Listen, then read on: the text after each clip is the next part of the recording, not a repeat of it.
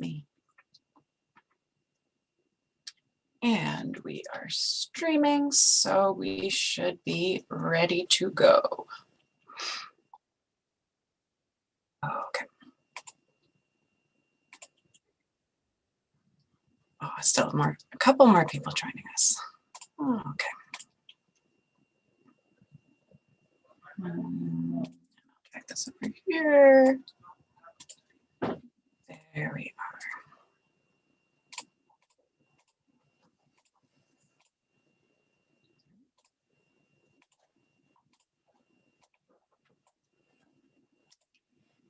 Have this open.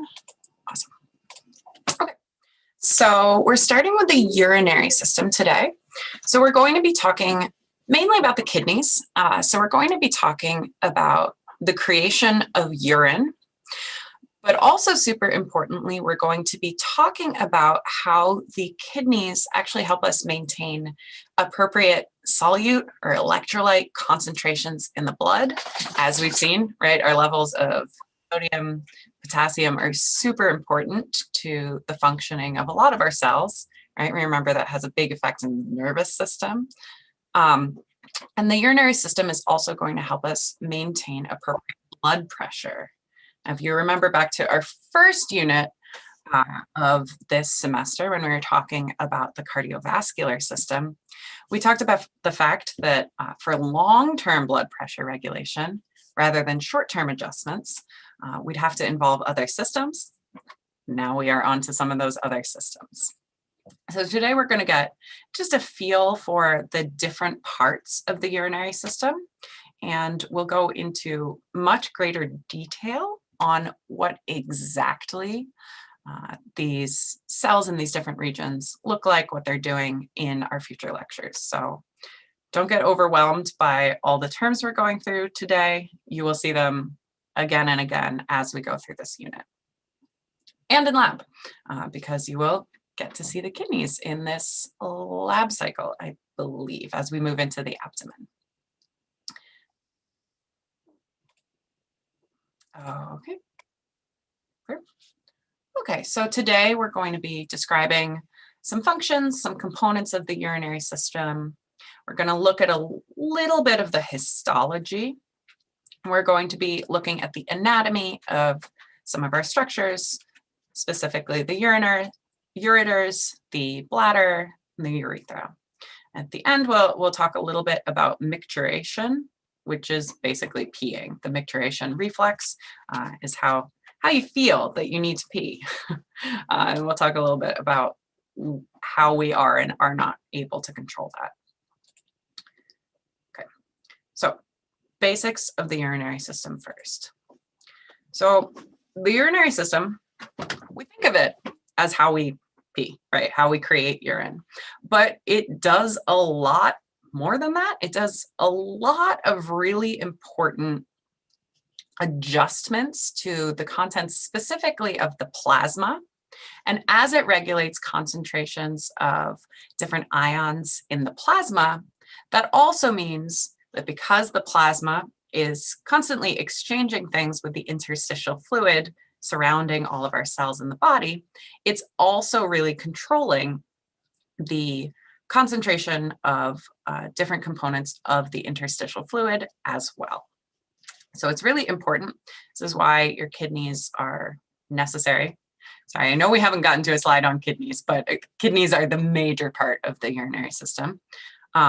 So this is why if you have kidney problems and your kidneys don't function anymore, it's really important either to make up for that kidney function through medical interventions like dialysis, right, which is basically almost using machines to take over some of the role of the kidneys, or through kidney transplants, kidney donation.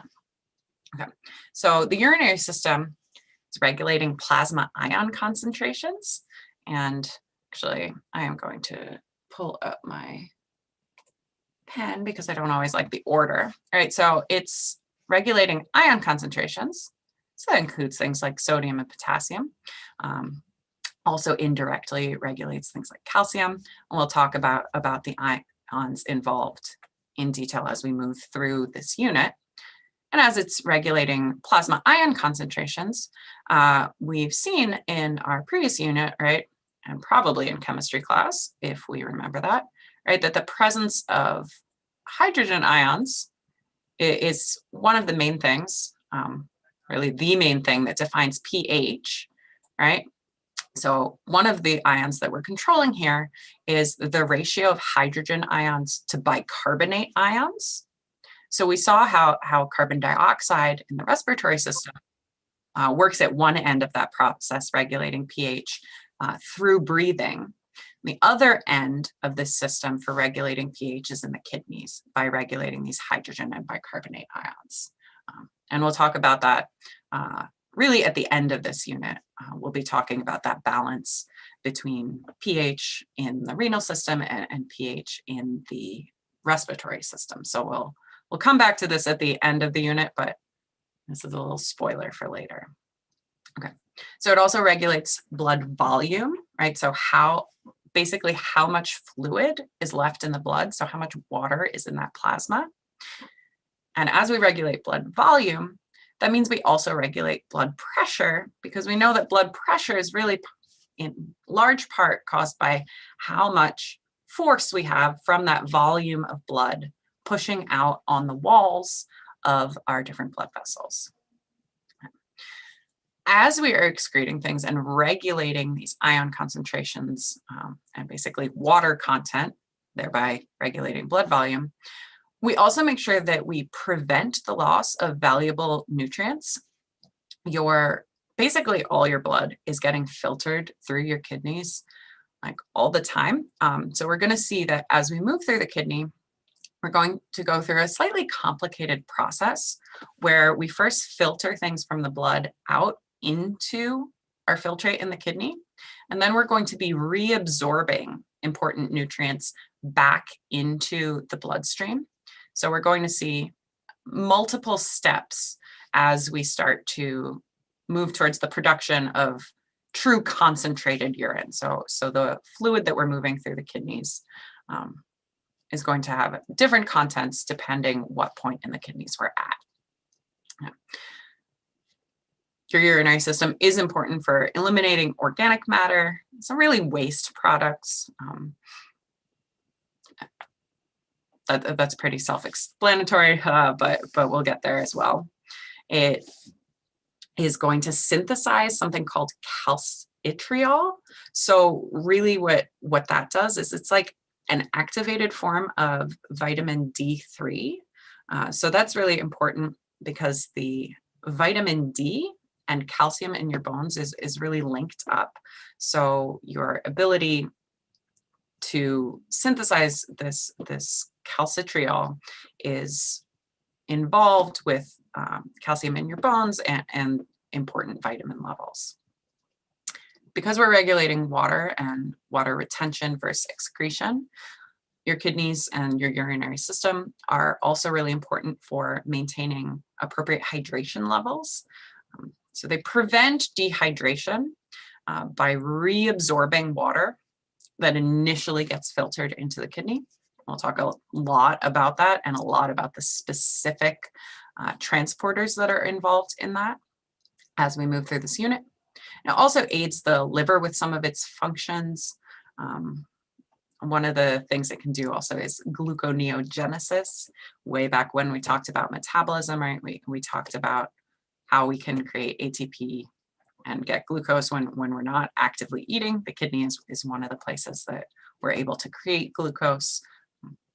So it's helping the liver with functions like that. So that was an overview of what it's doing. Now we want to take a look at what the structures are. So you'll see most of the stuff again in lab, but we'll do a brief kind of run through now. So when we talk about the urinary system, I've said the word kidney probably about 20 times already today, right? So the kidneys are going to be one of the really main parts of your urinary system, which is probably a less obvious part of your urinary system if we're just thinking from our lived experience, right? We don't often, unless there's something wrong, think that much about our kidneys. They're super important. We're going to be spending most of our time in the kidneys during this unit. The kidneys are going to have these structures called nephrons inside of them. We're going to go into the detailed structure of a nephron as well. But if we're just following our waste products, after we filter the plasma, we're going to be creating concentrated urine in the kidneys. Then it's going to go down these tubes called the ureters. So these are our ureters. They're tubes connecting each of our kidneys to the bladder. So this is the urinary bladder. Right? Bladder holds urine. And then when we actually want to eliminate the contents of our urinary bladder, it's going to go out the urethra. So we got another tube. Okay. We'll look at differences in those things, the bladder and the urethra, between men and women as well, because that's going to have some important differences for things you'd be looking out for in terms of patient care and diseases or pregnancy. Okay. So the kidneys themselves, you have two of them, they're paired organs, and you'll see in lab that they're actually contained in the sort of rear wall of the abdomen. This word isn't on here, but they're what we call retroperitoneal organs. So they're going to be not in the abdominal cavity itself, but behind something called the peritoneum, which is basically a membrane. So they're going to look like they're kind of in the body wall at the rear of the abdomen. Okay. So actually, if you sort of punch through from the back, one of the first structures you would hit is your kidney, and kidney injuries are something that can happen during assault. In media, right, and in TV shows, sometimes people go for the kidneys specifically to injure people or to kill them, partially because we're filtering all this blood through there, partially because they're easily accessible through the back. Okay. A little morbid, but you'll see it. It's cool to know these things. Okay, so the right kidney, picking up my pen again. So our right kidney, remember, we're looking at a patient, so we flip our image. So here's our right kidney, is going to be behind the liver. So our liver would be like here, right, sitting under the diaphragm. The kidney is going to be deep to that. Also overlying the kidney, we'll have what we call the hepatic flexure. So we're going to be looking in lab basically at our intestines, and a flexure is going to be a corner. So there's going to be a corner here, our hepatic flexure. That's about at the level of our kidneys as well. The duodenum we'll see in lab is another part of our intestines, basically, part of the small intestine. So we'll see that's about in the region of the right kidney as well. The left kidney, so on the other side, is going to be covered by the spleen, which is going to be a similar looking organ. When you're looking for a kidney in lab, it's going to have this kind of kidney bean shape, right? That's why it's called a kidney bean, is because it actually looks like a kidney. About fist size, maybe. The spleen is going to be slightly rounder, and it's going to lie in front of the kidney. Stomach, pancreas, and the splenic flexure, so another corner of the intestines, is going to be in this area. And the jejunum, which is another part of the small intestine. So you'll take a look at all of these in lab. So don't worry about them too much right now in lecture, but they do link up with what we're doing in lecture. Okay. The left kidney is positioned a little bit higher than the right kidney. And that's just a little bit of how they form during kind of embryology. Okay. And if we actually look at the kidneys, a cool thing that you'll sometimes see, and I haven't looked in lab to see whether we see these, but they actually form together kind of up here and then things drop. So sometimes you'll see people who don't have two kidneys, but instead have something called a horseshoe kidney, where they don't separate and kind of get stuck here on these arteries and veins that we're looking at. So I hope we get to see one in lab, but I don't know. Okay. The kidneys are capped, so on top of the kidneys, we have our suprarenal glands, which we also know as our adrenal glands, right? Part of our endocrine system. We've talked about them and some of the hormones they produce before, right? Epinephrine in the medulla. We talked about cortisol way back when we were talking about endocrine, one of the really important things coming from our suprarenal glands. I should note, the suprarenal glands are not part of the urinary system. They're just located physically close to it. And we call them suprarenal glands because they're above the kidneys. This word renal, anytime you see that, it's referring to something involving the kidneys. Okay. So the kidneys themselves have a couple layers. So they're contained within a fibrous capsule.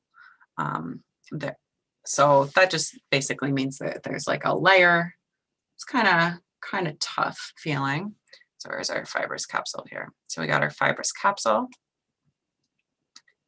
Okay. We also have perirenal and perinephric fat. So surrounding these, we have a lot of adipose tissue around the kidneys, kind of protecting them. And then we'll also see perinephric fat kind of lying really close to the kidneys. Okay. And then we'll also have a layer of renal fascia kind of over here. So don't actually worry about these particular words. We're just kind of orienting. So take a look at these things in lab, basically. Okay. So when you look in lab at these, and I may be kind of doubling up on some of your lab lecture here, but it's going to help us orient to the physiology as well. So it's important that we go over it now as well. When we're looking at the kidneys, a bunch of what we're going to be looking at is its integration kind of with the cardiovascular system, right? Our kidneys are responsible for filtering plasma and making sure that we have appropriate ion concentrations, appropriate water concentrations, and that we're removing waste products. So how the kidney is positioned relative to the arteries, veins, and then the arterioles and the capillaries is going to be important as we start to talk about the internal physiology of the kidneys. So as we look at the kidneys, the bendy part in the middle of the structure, right? So this image is very red, so I should highlight this in blue, I suppose. Okay, so this part is called the hilum, this bendy part where we have our blood vessels coming in. We have renal arteries. So here's a renal artery coming off our abdominal aorta. So you'll take a look at those in lab as well. We have renal veins coming out, going to your inferior vena cava. And we will see that the ureters are also coming out of this hilum or hilum region. All right, so this little bendy bit is basically where we have all the attachments. Right. Now we are getting a little closer to what we'll be focusing on in lecture over the next couple weeks. So if we cut a kidney in half, right, and we're looking at a section through the kidney, we're going to see that the kidney has a region called the cortex. Right? So just like when we talked about adrenal glands, or even when we talked about the brain, right, the cortex is this like outer layer. So here's our renal cortex. This word medulla, we've seen before as well. Often it really just kind of means center. So we have a renal medulla, which is here. So on this diagram, it's a little darker. The renal medulla consists of a number of smaller structures as well. So you'll notice that it's kind of triangular shaped. So this triangle is a renal pyramid. We also have renal columns between the renal pyramids. So here would be a renal column. Here we can see renal columns. So based on the color difference, we can immediately kind of anticipate that we'd expect to see like different histology, different types of cells if we were looking at the medulla versus the renal columns. So the renal pyramids versus the renal columns. I mean, and at the bottom of these pyramids, we have these papillae. So the renal papillae, a papilla really kind of just means a hole. So what we're saying is we're going to have a hole at the bottom of these pyramids, which is going to lead us eventually into the renal pelvis, the hilum, and then into the ureter. So our urine is going to be traveling down this pathway. Sometimes you'll see people talk about renal lobes. And what that basically is we have these structures called calyces, right? So let's take a look. So basically the papillae at the bottom of our renal pyramids are leading into first kind of small tubes, which we call a minor calyx. Calyces is just plural of calyx. They merge together. That forms a major calyx, which would basically create the definition of a lobe. And then they lead into this biggest tube here, which is called the renal pelvis, which eventually leads into the ureter. I should note here the difference between this phrase renal pelvis and hilum. The pelvis is referring to specifically kind of this sort of flow, right? And these vessels, the hilum is kind of just a difference in emphasis. So it's referring more to the total region, including the arteries and stuff. But for our purposes, we can consider these things to be kind of the same thing.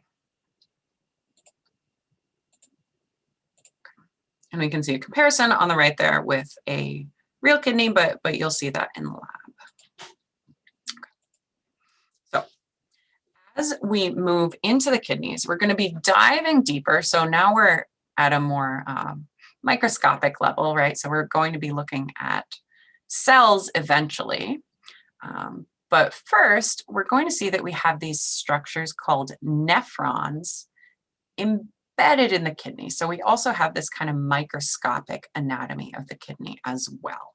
So this you won't really be able to see in lab. Okay. So a nephron is like a even tinier series of loops and tubes. So for the structure and function of the nephron, which we'll be talking about the nephron a lot over the next couple of days, we're going to see that we're going to have this sort of integration right here of our cardiovascular system approaching this nephron. So we're going to have our glomerular capillaries, we're going to call them, and we'll look at what their epithelial membrane looks like, and we'll look at that in basically when we meet next time.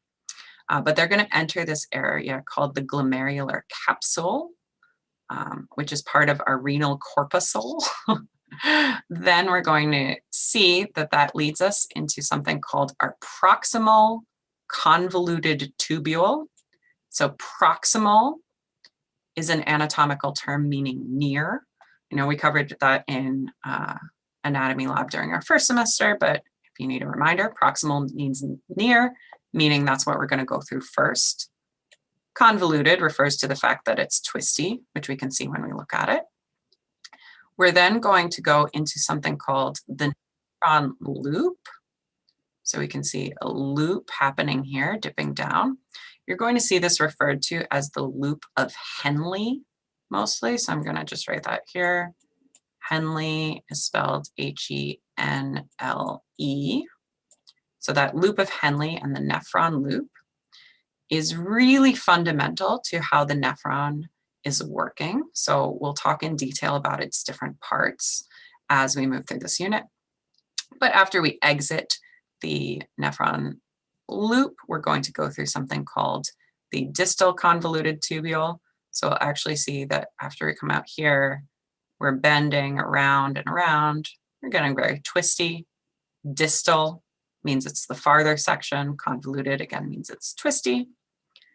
And then eventually we're going to have some connecting tubules connecting us to collecting ducts. So we can see those labeled down here. I actually was listening to a podcast the other day that had a really good and succinct description of the important parts of what these different things are doing. So they had on a nephrologist, which is a kidney specialist who is kind of famous or kind of a big deal in the world of nephrology. And I really liked his explanation. So I'm going to go ahead and play that for you as a short little sort of teaser for where we're going in this unit. And now I have my Spotify up, and let me see how I can do that for you. So I might have to stop sharing these slides for a second. And all right, share computer sound. That should be good. So you don't really have to stare at this section of podcasts, but I think this should be queued up for the section where he discusses the purpose of the nephron, really. Where the functional unit of the kidney is the nephron. The nephron starts with the glomerulus, which is just a basket filter, a colander, right? And so it keeps out the protein and it keeps out the red blood cells and white blood cells, so that all you do is you get a filtrate that goes through that. Now, the filtrate that goes through there is incredibly high, right? A normal GFR, call it 100 cc's per minute.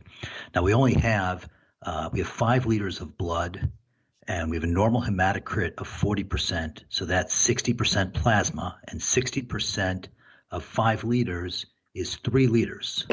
Now, at 100 cc's a minute, in half an hour, you would have filtered all of your plasma. You'd be done, right? You would be dead long before half an hour. And so the essential component after the filtering, after the glomerulus, is you need to reabsorb almost all of that water. And somewhere between 95 and 99% of that water is going to be reabsorbed. And that's the primary role of the rest of the nephron. And if you walk through it, the next step is the proximal tubule, and I consider that, I call it big dumb reabsorption. Not a lot of thought there, but 2/3 of that filtration is reabsorbed. The next step is the loop of Henle, and the loop of Henle is the engine of the kidney.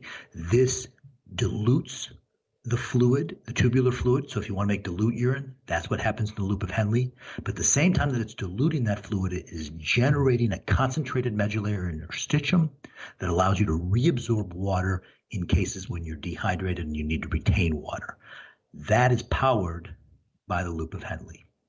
Then you have the distal convoluted tubule, and this is where you start to add a lot of intelligence to the kidney. You get, again, additional reabsorption of sodium and water, but this is going to be more finely controlled. And then you finally get to the cortical collecting duct, right? We've all been tubules before there, proximal tubule, loop of Henle, distal convoluted tubule. Now we're at the duct, the cortical collecting duct, and this is the real brains of the kidney, where the final tuning of the fluid is done. Potassium is secreted, hydrogen is secreted, and then you have urine after that. That pretty good summary of where we're going to be. Yeah.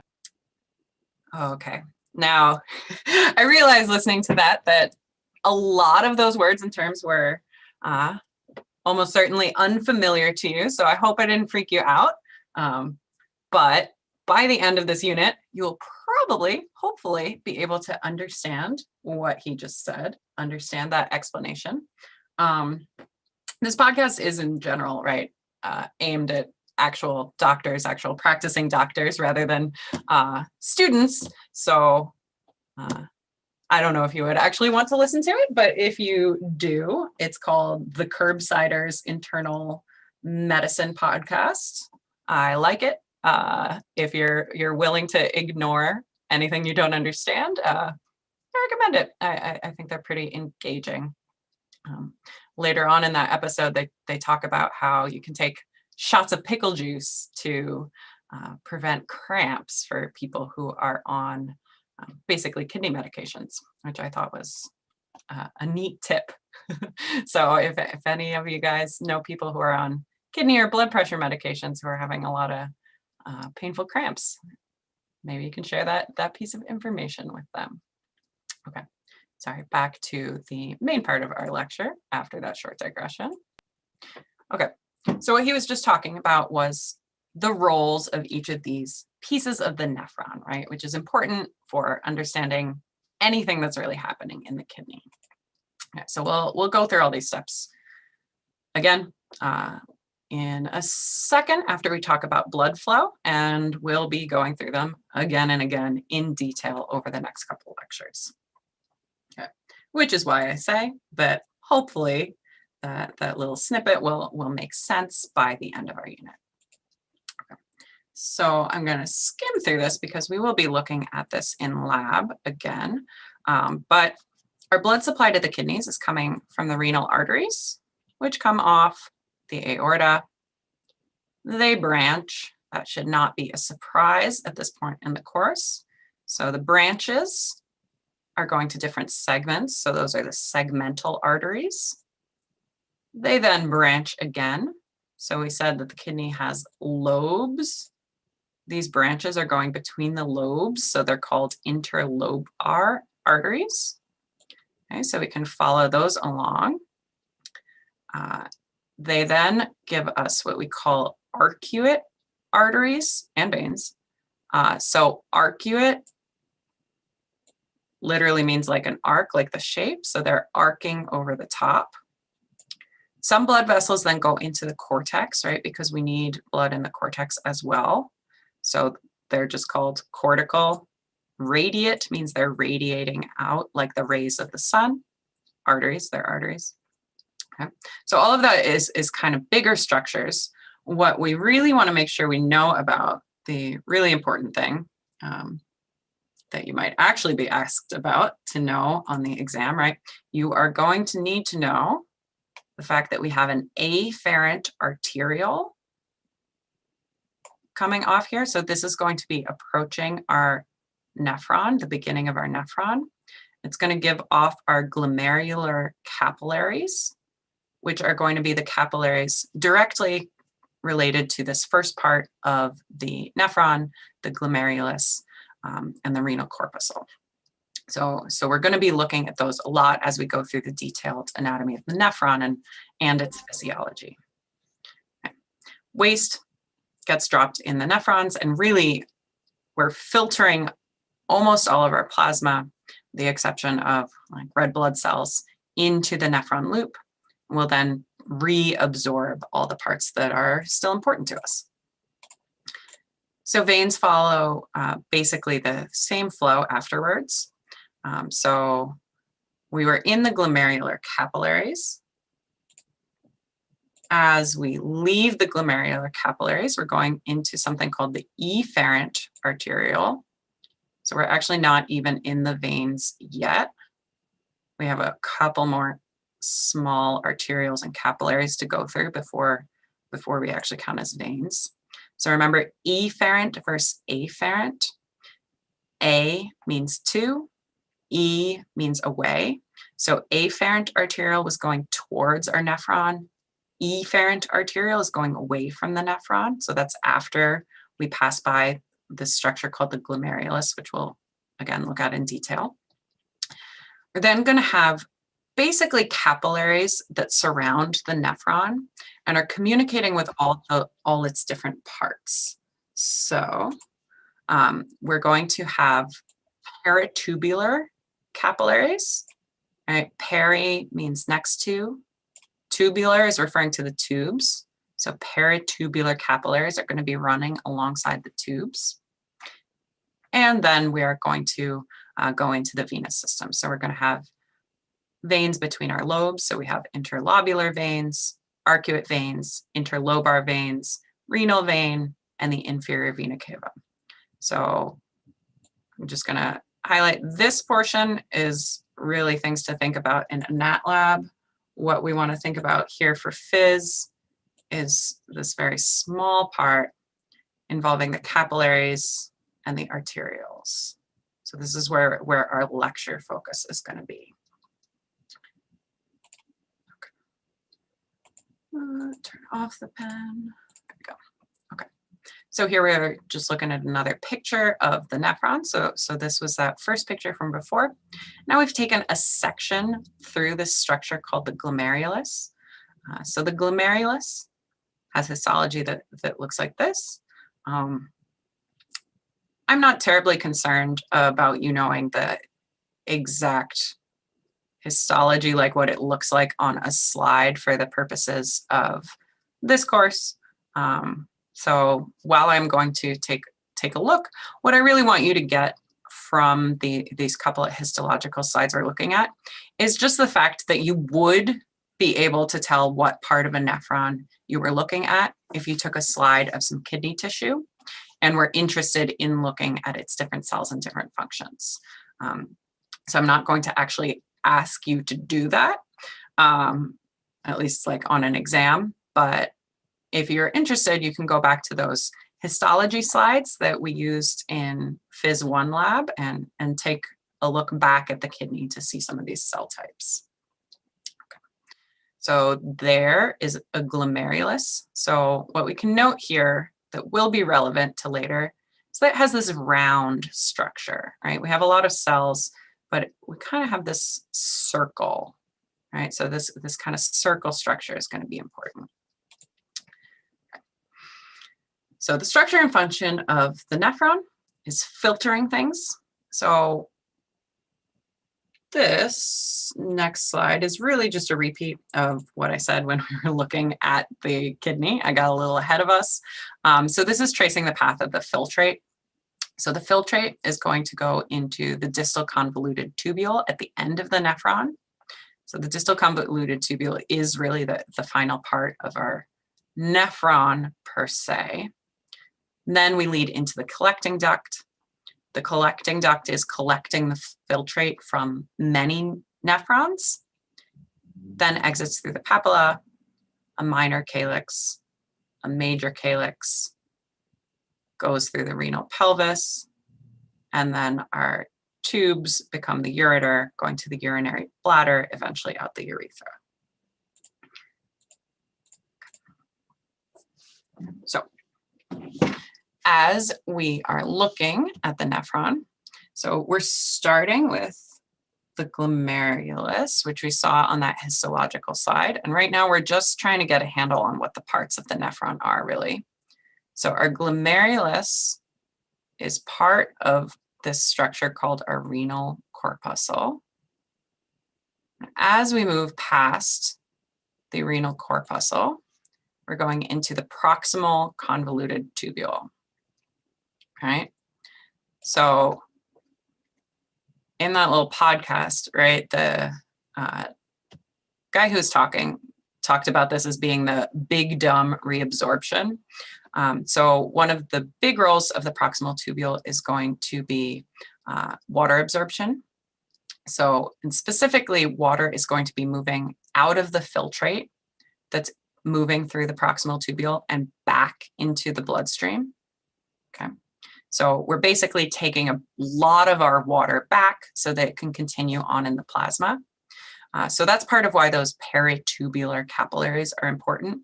It's important that we have a bloodstream running alongside the nephron for this water to go back into. And we're going to see that we're also absorbing nutrients, ions, and proteins back from the filtrate into the bloodstream as well. And the capillaries, right, would be running alongside here. So we'd have peritubular capillaries right next to our proximal convoluted tubule. Again, this is not the only time we're going to see the nephron. This is not the only time we're going to see each of these steps of the nephron. Every time we look at it, we're going to look a little more in detail. So this is just your introduction to these parts. Okay. So then the nephron loop, or the loop of Henle, right? Henle, loop of Henle. I'll even put the loop of up here. Has multiple parts.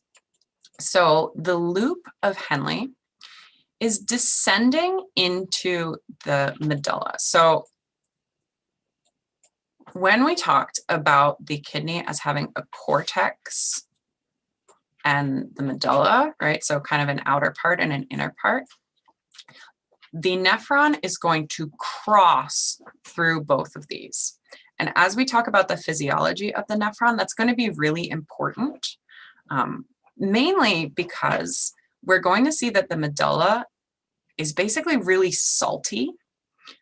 So we're going to have lots of ions concentrated in the medulla, which is going to aid us in reabsorbing even more water out of our filtrate. So it's important that we're going into the medulla here. We'll see that some nephrons just go a little bit into the medulla. So what we refer to as cortical nephrons are mostly in the cortex, but they still do dip down into the medulla.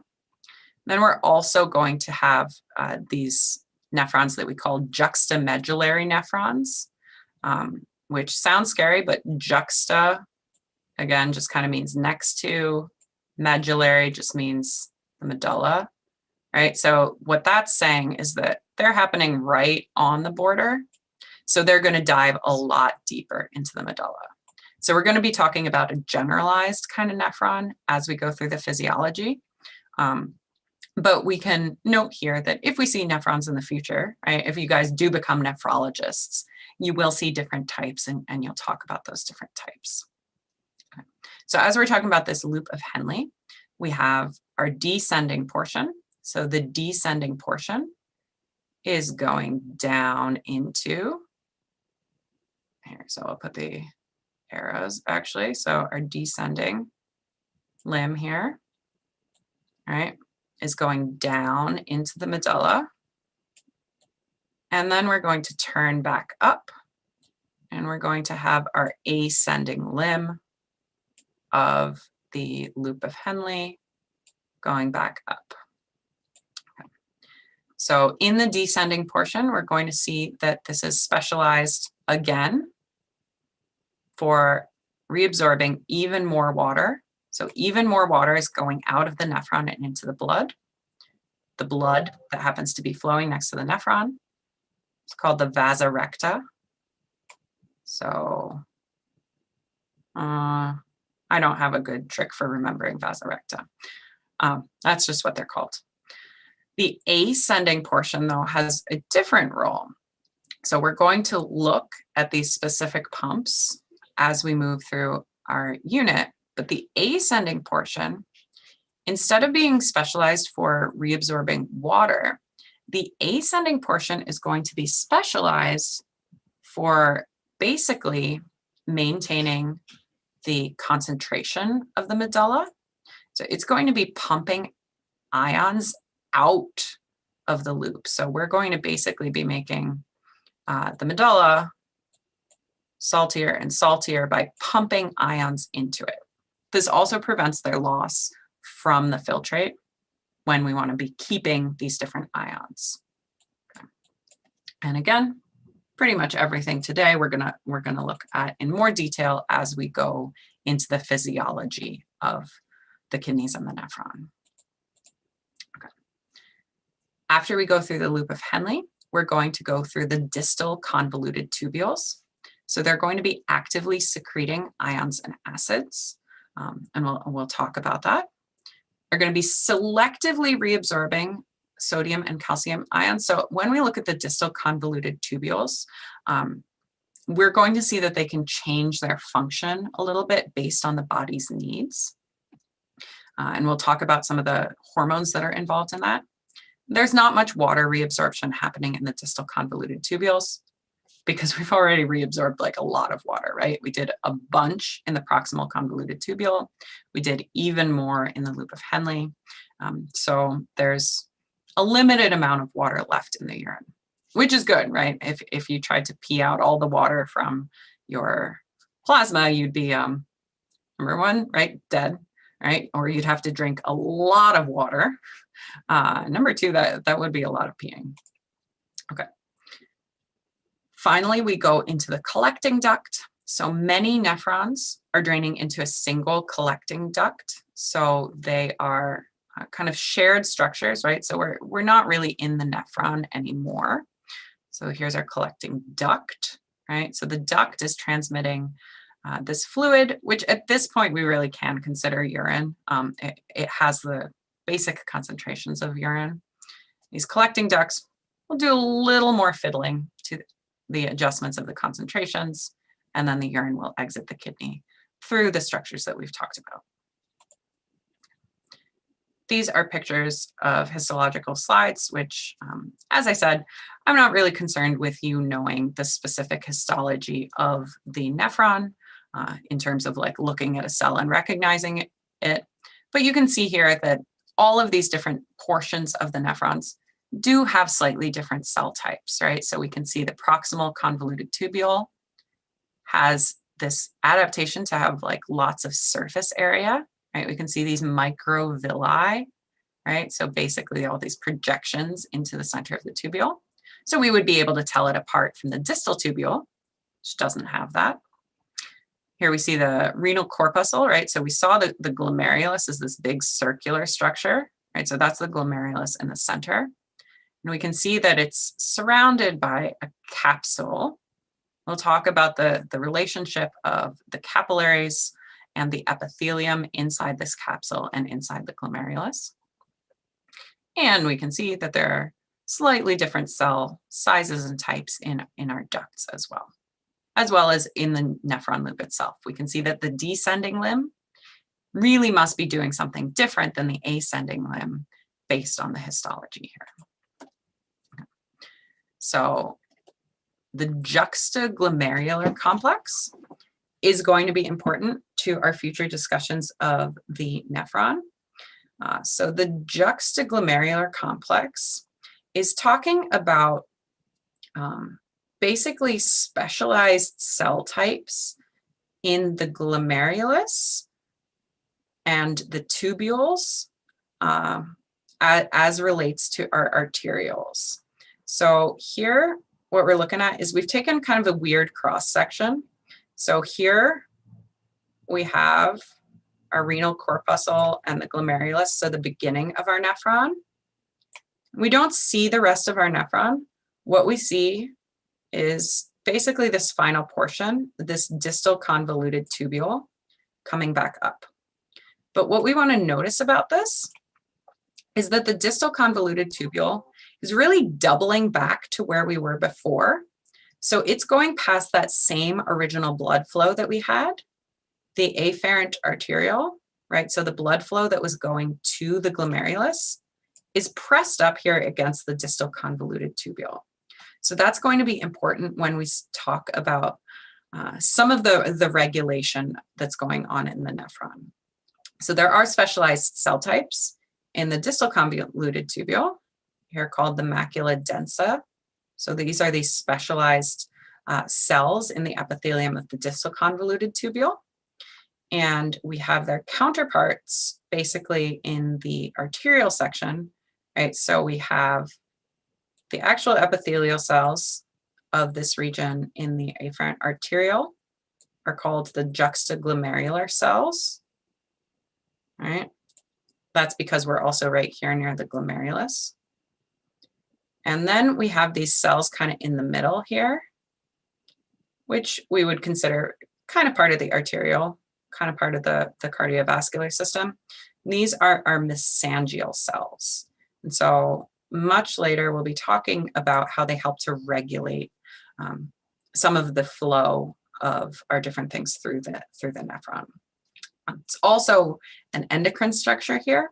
So this is going to be partially responsible for controlling things, some of which we've seen before. So erythropoietin, we've seen before, right? We talked about how erythropoietin is really responsible for telling us to make more red blood cells, right? So that's happening here. And we're going to talk a lot in this unit later on about this hormone called renin. Renin is going to be involved in regulating blood pressure. It's going to be related to something we briefly mentioned before called angiotensin. Okay, I can see that I'm over time a bit, so we'll stop here and we'll pick up. What day is today? Today, Wednesday. I believe Friday we have no class, so we'll pick up here on Monday. All right. Have a great long weekend, everyone, and I will see you next week. Thank you. Mm-hmm.